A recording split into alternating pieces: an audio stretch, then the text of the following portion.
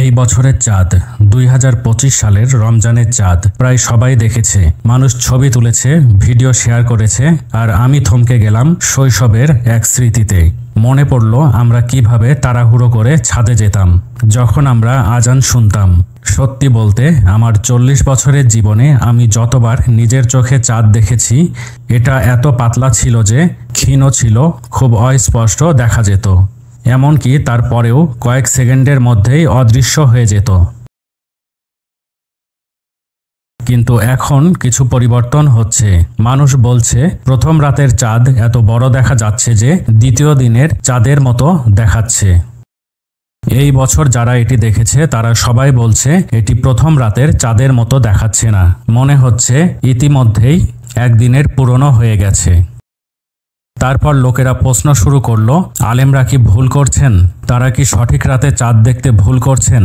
আমরা কি আসলেই এখন দ্বিতীয় দিনের চাঁদ দেখতে পাচ্ছি?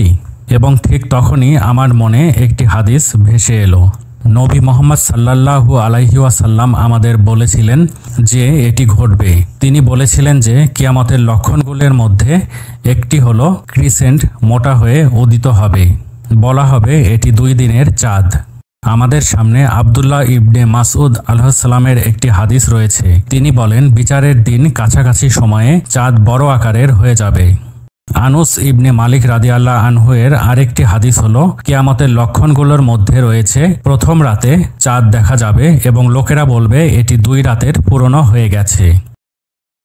ঠিক তখনই আমি ভাবলাম, আল্লাহ কেন আমাদের এটি দেখাচ্ছেন? তিনি আমাদের কি মনে করিয়ে দেওয়ার চেষ্টা করছেন তা আমার কাছে স্পষ্ট হয়ে গেল। হয়তো এই বার্তাটি কেবল আমাদের জন্য নয়, হয়তো আল্লাহ চান এটি আপনার সাথে শেয়ার করি। হয়তো এটি আমাদের সকলের জন্য চিন্তা করার একটি মুহূর্ত, কারণ এখানে আমরা প্রায়শই এই লক্ষণগুলি দেখি এবং ভয় পাই, কিন্তু সতর্কতাগুলো শাস্তি নয়, বরং দাওয়াত। আল্লাহ আমাদের ভয় দেখানোর চেষ্টা করছেন না। আল্লাহ বলেন, আর আমরা এমন কোনো জনপদ ধ্বংস করিনি যার সতর্ককারী ছিল না। সূরা মুহাম্মদে তিনি আমাদের স্মরণ করিয়ে দিয়েছেন যে এই লক্ষণগুলি ধ্বংসের নয়, তাদের স্মারকগুলি মৃদু, আমাদেরকে ফিরে আসার জন্য ইঙ্গিত দেয়, খুব দেরি হওয়ার আগে। তাই আমি আপনাকে এটি বলছি কারণ আমি মনে করি বিচারের দিন আসছে। আমি আতঙ্ক সৃষ্টি করতে চাই না, বরং আমি চাই আমরা সকলেই আল্লাহর সাথে পুনরায় সংযোগ স্থাপন করি। তিনি এখনও আমাদের বন্ধু হওয়ার জন্য অপেক্ষা করছেন। আল্লাহ এত দয়ালু, এমনকি যদি কারো পাপ আকাশে পৌঁছায়, যদি তারা আন্তরিক অনুশোচনার এক অশ্রু ফেলে, তাহলে তিনি ক্ষমা করে দেবেন। তাদের অনুতাপের এক অশ্রুই কেবল জাহান্নামের আগুন এবং আল্লাহর প্রতি ভালোবাসার নিদর্শন।